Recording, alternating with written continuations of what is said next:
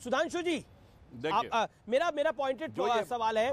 देखिए, कांग्रेस पार्टी कह रही है कि हम तो वो कर रहे हैं जो हमें करना चाहिए, लेकिन क्या आपको लगता है ओवैसी जी जो सवाल बोल रहे हैं, उनकी पार्टी जो सवाल पूछ रही है कि राहुल गांधी मैदान से बाहर क्यों खेल रहे हैं, बीजेपी ने भी इसको गाय बगाए उठाया कि मैदान के बाहर क्यों है, लेकिन राहुल गांधी का स्टाइल कुछ अलग है। हालांकि आप तो खुद एक केमिकल इंजीनियर हैं, वो एनर्जी का पुशबैक से बीजेपी और आरएसएस को निपटाने की बात कर रहे हैं। That is his style. देखिए, पहली बात तो मैं कह दूं, जो एमआईएम के बारे में बात कही जाती है, जब से एमआईएम का जन्म हुआ है, पूरे भारत में जितनी विधानसभा सीटें हैं उसमें 1.3% सीटों पर एमआईएम ने चुनाव लड़ा है और कांग्रेस पूरे भारत से लगभग साफ हो गई, या 2 राज्य बचे हैं। तो 1.3% सीटों पे वो सारा ठीकरा फोड़ रहे हैं अपनी हार का। दूसरी बात, अभय जी कह रहे थे कि बीजेपी के खिलाफ नहीं बोलते।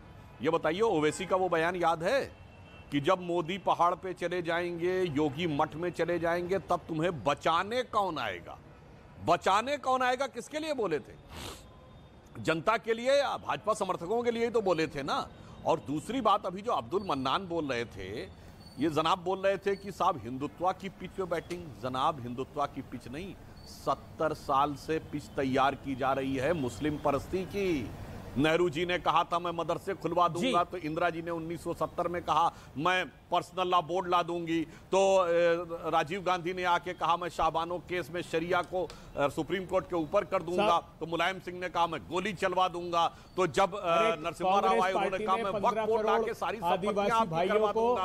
उसके बाद सुनिए तो, अरे सुनिए तो, जब मनमोहन सिंह जी आए तो उन्होंने कहा देश के संसाधनों पर पहला हक दिलवा दूंगा, और फिर राहुल गांधी जी ने कहा मैं हिंदुओं को आतंकवादी करवा दूंगा। सुनिए तो अमीश जी, ये सारी पिच सजाई कांग्रेस ने 60-70 साल में। अब ओवैसी आ गए बैटिंग करने के लिए, तो क्या करें भाई? आप ही ने तो मैच का रूल ये चेंज किया था।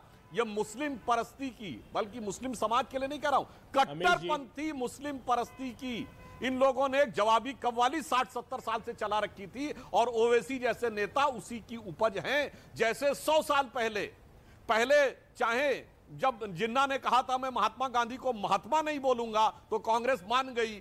फिर उसने कहा मैं वंदे मातरम नहीं बोलूंगा, तो कांग्रेस मान गई। फिर उसने कहा मुसलमानों के लिए अलग निर्वाचन क्षेत्र होना चाहिए, कांग्रेस मान गई। तब जिन्ना ने कहा आप कांग्रेस को वोट मत दो, मेरे साथ आओ। ये ओवैसी आप ही की उपज है और आप ही के नक्शे कदम पे चल रहे हैं। अमीश जी, लेकिन क्या आपको लगता नहीं है, आप बार बार बीजेपी पे आरोप लगाते हैं अभी दुबे की बीजेपी हिंदू मुसलमान करती है। मैं आपके 2 नेताओं का नाम लेता हूं। चंदन ठाकुर, मुस्लिम समाज ही देश और कांग्रेस को बचा सकता है। इंद्रजीत परमार, हिंदू इलाकों में डिस्पेंसरी की मैं इजाजत नहीं दूंगा, मैं इतना वादा आपको करता हूं। तो कौन कर रहा था हिंदू मुसलमान? 2000 जब अमित शाह ने बोला 2002 के बाद से कर्फ्यू क्या होते हैं लोग भूल गए हैं, ऐसा सबक सिखाया गया, तो आपने बोला ये चुनाव से एन पहले पोलराइजिंग इफेक्ट है। अब कौन कर रहा था? चंदन ठाकुर और इंद्रजीत परमार किसको पोलराइज करने की कोशिश कर रहे थे? जवाब बता दीजिए। और ओवैसी कौन सा वोट बैंक खा रहे हैं आपका?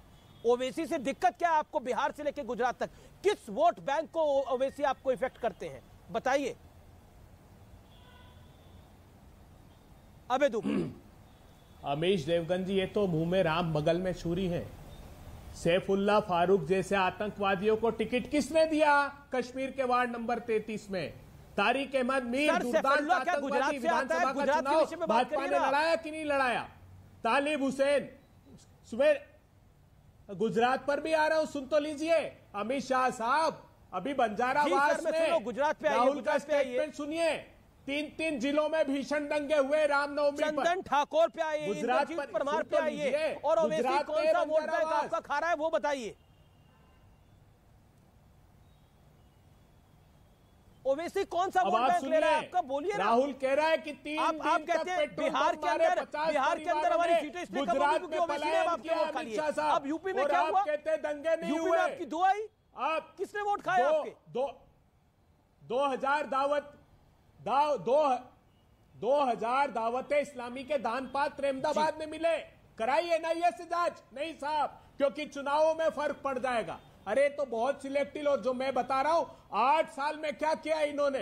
कांग्रेस पार्टी ने तो अपने 70 साल में 86 करोड़ लोगों को भोजन का अधिकार दिया, 15 करोड़ आदिवासी भाइयों को जल जंगल जमीन का अधिकार दिया, करोड़ों बच्चों को शिक्षा का अधिकार दिया। इन्होंने इनके धन्ना सेठों को एक के बाद एक, मेहुल भाई, नीरव भाई, संजय सिन्हा बंधु, ऋषि अग्रवाल, 5,35,000 करोड़। प्रॉब्लम यह है कि आपका जो 2016 में संवाद करते थे वही आप 2017 में करा, आपने यूपी हारा, 2018 में आपने करा, 2019 में करा आपने देश हारा, 2022 में करा आपने यूपी हारा, 5 स्टेट आप हारी। आपका संवाद की सीमा वही है, महंगाई, धन्ना सेठ, इसके अलावा की कहानी नहीं है। आप मुझे बताइए ओवैसी आपका कौन सा वोट बैंक खा रहे हैं? जब इशरत जहां को आतंकी माना गया, तब कौन सा वोट बैंक था? किस वोट बैंक को बचाने के लिए गुजरात के अंदर वो हो रहा था? इशरत जहां को जब आतंकी की बात हुई तो किस वोट बैंक को बचाने की बात थी? ये देश पूछेगा आपसे। अभय दुबे जी, से बचा नहीं जा सकता। Okay, Sudhanshu Trivedi, quick reply, किस वोट बैंक की बात है? ये किस वोट बैंक का इतना रोना है? ये समाजवादी पार्टी से लेकर कांग्रेस, टीएमसी से लेकर आरजेडी एक ही रोना रहते हैं, ओवैसी आगे। ये कौन सा ऐसा वोट बैंक है जिसका रोना सबको रोना पड़ता है? देखिए, मैं वोट बैंक किसको यूज कर रहे हैं मैं आपको बता रहा हूं। अभी जो इन्होंने बोला आतंकवाद की बात, ये जाकिर नायक की इस्लामिक रिसर्च फाउंडेशन को, अरे जनाब कितना पैसा मिलता था इनके जमाने में, हमारे जमाने में आके बैन हो गई। ये तक सुनने में आया था कि उसने राजीव गांधी फाउंडेशन को भी दिया था, बाद में चेक लौटा दिया राजीव गांधी फाउंडेशन ने, और वो कतर में चला गया है, हमसे डरकर भाग गया। इसके बावजूद भारत सरकार ने कतर सरकार से जब आपत्ति दर्ज की तो कतर ने सफाई कर, भाजपा की सरकार, परंतु उस जाकिर नायक को शांति का मसीहा दिखाई पड़ता था कांग्रेस में। इशरत जहां को बेटी नजर आती थी, हाफिज में साहब नजर आता था, ओसामा में जी नजर आता था, बुरहान वानी में भटका नौजवान नजर आता था, अफजल गुरु में हालात का मारा नजर आता था, याकूब मेनन में जुडिशियल किलिंग नजर आती थी, और भारत के सेना अध्यक्ष में सड़क छाप गुंडा नजर आता था। ये तो कहते थे देशद्रोह का कानून यानी आतंकवाद विरोधी कानून खत्म कर देंगे। ये लड़ाई लड़ रहे थे आतंकवाद से। इसलिए देश की जनता को आपकी नीयत और हमारी नीयत में अंतर पता, इसीलिए मोदी जी ने बोला था कि आप तो आतंकवादियों के साथ भी जोड़ने के लिए, मैं कह रहा हूं, मैं मुस्लिम समाज की बात नहीं कर रहा हूं, मैं जवाब देना चाहता हूं। यह बताइए, डॉक्टर कलाम के साथ आप नहीं खड़े, उस्ताद बिस्मिल्लाह खां के साथ आप नहीं खड़े, वीर अब्दुल हमीद के साथ आप नहीं खड़े, ब्रिगेडियर उस्मान के घर पे कोई नहीं जाता, सिर्फ अपराधी और आतंकवादी मुसलमानों के घर पे जाते हैं। तो कट्टरपंथी आतंकवादी विचारों से पोषित लोगों के द्वारा अपने वोट बैंक की राजनीति का आप समाधान चाह रहे हैं। ये अपने नुकसान तो किया ही, देश का बड़ा नुकसान। अभय दुबे का जवाब, सुधांशु, अब you made your point. Sudhanshu ji, मेरा निवेदन स्वीकार करें please. Okay, Abhay Dubey 30 second, then Awanish Awasthi vote bank पर वो बोलना चाह रहे हैं।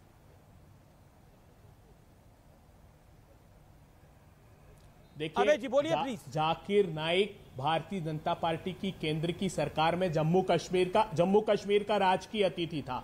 मसर्रत आलम को किसने छोड़ा? मुस्लिम लीग के साथ किसने सरकार बनाई? नॉर्थ वेस्ट फ्रंटियर प्रोविंस में, बताइए, सिंध में मुस्लिम लीग के साथ हिंदू महासभा सावरकर जी की पार्टी ने बनाई। भारतीय जनता पार्टी के बुनियाद के पत्थर श्यामा प्रसाद मुखर्जी ने फजलुल हक के साथ सरकार बनाई, जिसने अलग पाकिस्तान का प्रस्ताव पड़ा। अटल बिहारी वाजपेयी मीनारे पाकिस्तान गए, जहां पर यह प्रस्ताव पढ़ा गया था। नरेंद्र मोदी जी चिट्ठी लिखते हैं, प्रेम पत्र 2021 में इमरान खान को, कि पाकिस्तान के स्थापना दिवस की समूचे पाकिस्तान को बधाई। कौन गया था वहां पर केक काटने?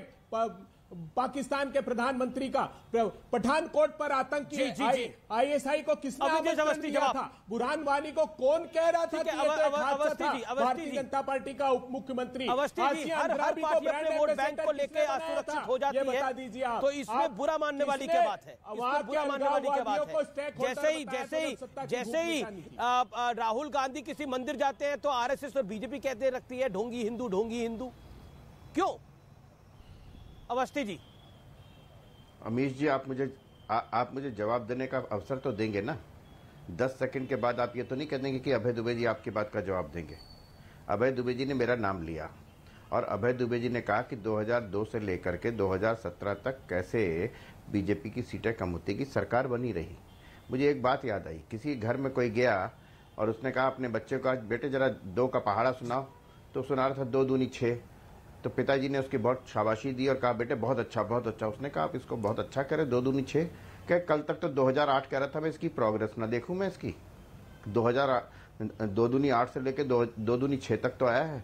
बात बड़ी साफ सी है।